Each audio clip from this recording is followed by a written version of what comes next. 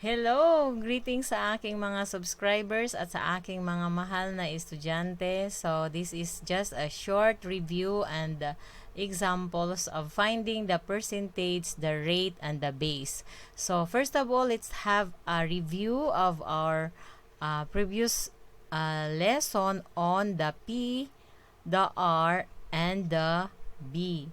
Okay, so ano ba ang ibig sabihin ng P, ng R, at saka B? So, ang P here stands for percentage. Okay, so that is percentage. And the R here stands for the rate. And the B stands for the base. So, yan ay nakakagawa tayo dyan ng triangle. If you can remember. Okay, so yung triangle na yan, yun yung ating tatandaan para hindi tayo malilito when we solve the unknown P or the unknown R or the unknown B. So, if the P is the unknown, ang na formula natin dyan, dahil nasa taas siya, ang formula is P equals R times B or RB. Okay, ibig sabihin noon, percentage equals rate times the base. Okay? So, dito, unahin natin tong finding the percentage kasi percentage ang hahanapin natin. So, we will use this formula ito. Okay? Clue lang tong triangle na yan. So, understand muna natin yung statement na to. What is 13% of 200? Again, there are three elements of that phrase. The percentage, the rate, and the base. So, alamin muna natin ano ang mga given. So, the 13% here, if you can still remember, ang number na nagdadala ng symbol na percent, actually, hindi yun percentage. Yan ay rate. Okay? So, huwag kayong malito na porque meron siyang percent symbol, yan ay percentage. No. If it brings the symbol of percent, it is rate. And then, what is 13% of 200? Again, the clue here, we have the word of. So, if you can find the number that follows the word of, meaning to say, that number is the base. Okay, so ito pala ang base. So, ang kulang natin dito, what is the unknown, is the P. Okay? So, knowing this given, alam na natin kung paano natin siya isosolve because we already have this formula. So, P equals R times B. Okay, so substitute natin, the given R here is 13%. Okay, times the 200 here. We cannot multiply that if we still have the symbol percent. We have to change this 13% to decimal. So, in our previous lesson, nalaman natin na paano mag-convert ng percent to decimal. So, how do we do that? Yung 13%, okay, yung 13%, yung percent symbol na yan, scratch out natin yan, palitan natin yan ng decimal, magiging 13 decimal yan. And then, what shall we do? Shall we end there? No. We will move this decimal na pinalit natin doon sa percent, i-move natin 2 places to the right. So, this will be the process that we will do. 1, 2. So, ito na ngayon ang place where the decimal point would be. So, our 13% here would become, may 0 yan, the place of the whole number, which is nothing. So, that is 0.13 na siya times 200. So, pwede na tayong mag-multiply, right? So, again, this is the P which is unknown. This is the P which is unknown. So, i-multiply natin yan. So, pag ni-multiply natin yan para makitang-kita ninyo, so, i-multiply natin yung 0.13 times 200. Okay, actually pwede siya sa okay, shortcut pero anyway. So 0, 0, 2 times 3 equals 6, 2 times 1 equals 2, and then 2 times 0 equals 0.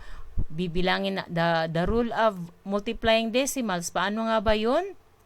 Magmo-move tayo ng 2 places from here. 1, 2. So from here also 1, 2. So our answer would be 26. 26. So, our P is 26. Ayan na yung sagot natin. Okay, so minumove natin dito ng 2 places kasi.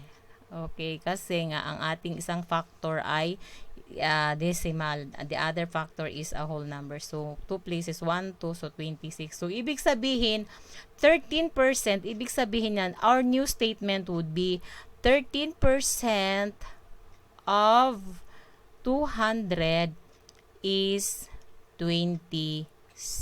Ayan yung statement natin dyan. 13% of 200 is 26. So that's how we find the percentage of the base and the given rate. Okay, let us now proceed to finding the rate. Rate naman ngayon. Again, as you can remember, kung na-remember, rate muna tayo. Okay. So, finding the rate. Where is my, let me see. Tandaan natin yung ating triangle again, which is the P at the top, on top, and then we have the R here and the B. Okay? So, para yun lagi ang lagay nyo sa side dyan para yung palatandaan hindi malilito. Okay? So, dito, hanapin natin ang R. Ang R ang ating hahanapin. Rate. So, ito yung rate, di ba? So, how to find the rate? Ang formula is R equals P over B. Ayan o, P over B. R equals P over B. Ito yung R. Ayan. So, ang ibig sabihin nito ay, this line here is division. Okay, this line here is division. Okay, so, alam natin kung paano natin isolve yan later on. Okay, so, this time, we have to understand the question. What percent of 320 is 128? So, what percent? Ang hinahanap, what percent? So, ibig sabihin yun, may symbol siya. Yun ang ating R, ang unknown. What percent? Of, see, the word of. So, this one is our B. And then, is 128, this is our percentage. So, substitute now using the formula which is R equals P divided by B. Pwede rin ganito ang gagawin, P over B. Pwede rin ganyan. Pareho lang naman yon. Okay, so ginawa ko munang colon para makita. Okay, so substitute P is 128 and then divide that with 320. Okay, P over B. So, i-divide natin na ngayon yan. That is 128 divided by 320. Okay? So, P divided by B. So, sometimes, makikita ninyo, teacher, mas malaki yung nasa labas, mas maliit yung sa loob. We can still divide that. If you can still remember the division of decimals. Okay, di ba? So, 128 divided by 320 cannot be yan, but we can still have a way to do that. Put a decimal point here and then put a decimal on top of that. Add a 0, then we can do the division now. So, 128 divided by 320, we have, let's try 4. Okay, 4 times 0 equals 0. 4 times 2 equals 8. 4 times 3 equals 12. So, we have the answer now. The answer is 0.4. So, our answer here, the rate is 0.4. That is initial answer. Remember that if, okay, initial answer yan ha, rate. Okay, initial answer. Remember that our rate should have a percent sign. So, kung meron siyang percent sign, since our initial answer is a decimal, we have to convert this decimal here into a percent. How do we do that? Move this decimal point 2 places to the right naman. Papunta naman doon sa right. Yan. Okay? So, this will become 1, 2. 2 places ang takbo niya, di ba? Ang pag-urong niya sa kanan. So, ang magiging sagot na niyan ay 4 and 0. Then, change the decimal to percent. Again, paano ginawa ko yon? Ito yung initial answer natin, ha? Di ba? Ito yon. Ito yung initial answer sa division natin. So, itong decimal na to, i-move natin to the right. 1, 2. So, nandito na ngayon ang decimal. Ito na ngayon ang decimal. And then, you put a 0 here. Placeholder mo siya. And then, this decimal here, tanggalin natin yan, palitan natin yan ng percent. So, magiging percent na siya. Ayan. Kaya, ang ating rate ay 40%. So, ang statement na natin dyan ay 40% of 320 is 128. So, that's our statement there. So, that's how we find the rate. Now, let us proceed to finding the base naman. Base naman tayo. So, how do we find the base? Okay, again, remember the triangle. Laging ilagay ang triangle sa gilid na yan. P over R times B. Okay, yan yung triangle na yan ha. Okay, so ngayon, ang problema natin ay ang base naman. So, base equals P over R. Tingnan nyo, base ito tingnan mo ang P. Ito lagi ang pwesto niya ha, PRB. So, ang formula natin ay B equals P divided by R. So, understand this. 15% of what number is 37.5? So, i-identify natin yung mga given o ano yung mga given. 15%, ang clue natin yung may symbol na percent. Dahil may symbol siyang percent, meaning to say, ito ay ang ating rate. Diba? Okay. 15% of what number? Itong word na of talaga importante yan eh. Of what number? So, yung what number na yan, na hindi natin alam, yun yung ating base. And then is 37.5, ito yung ating percentage. So, we will now do the substitution.